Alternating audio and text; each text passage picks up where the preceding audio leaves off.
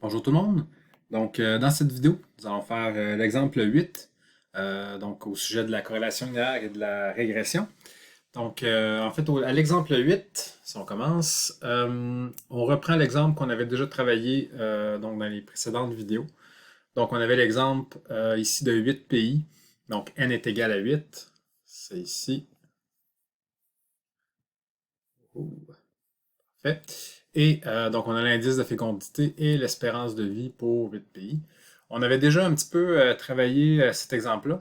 Et par Excel, ici, donc si je fais apparaître le fichier, j'ai pu calculer la moyenne, donc en X bar, Y bar, les deux écarts types et finalement le R, qu'on aurait pu aussi très bien obtenir, comme on l'avait déjà fait, en complétant, en rajoutant des colonnes et en faisant les calculs.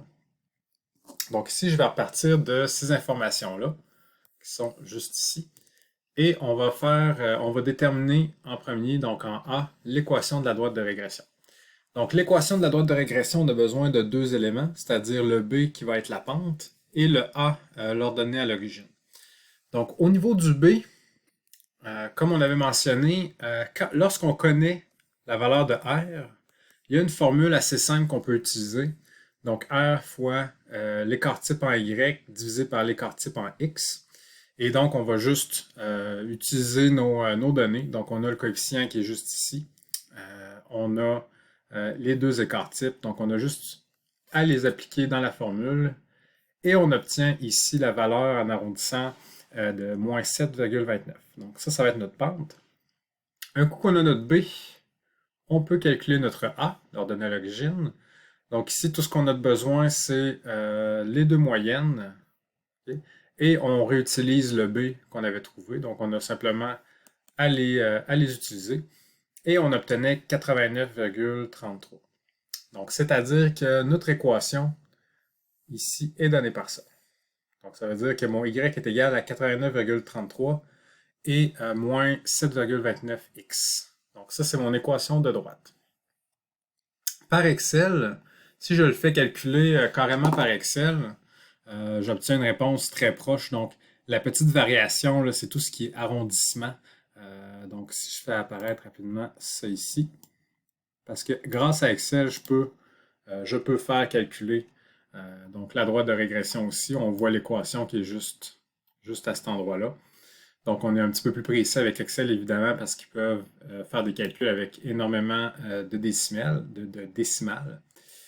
Et en fait, j'ai fait un petit croquis du graphique de notre droite qui est obtenu par ça.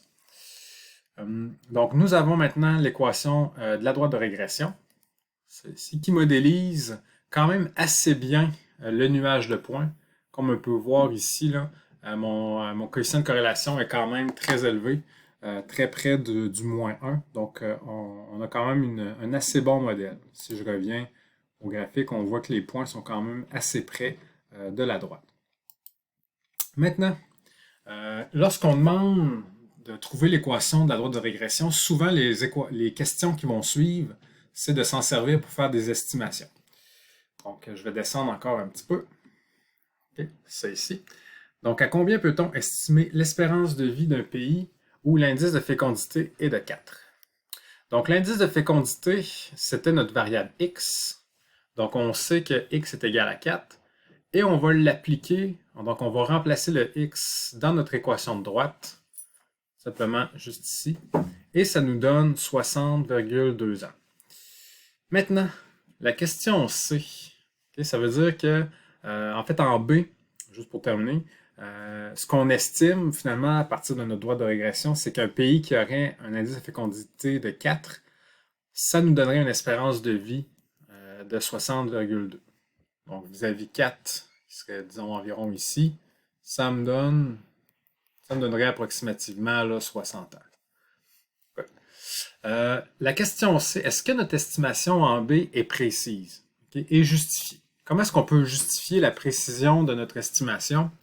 Eh bien, ici, il y a deux éléments qu'on va pouvoir utiliser et qui sont positifs ici. C'est-à-dire que notre coefficient de corrélation est très élevé.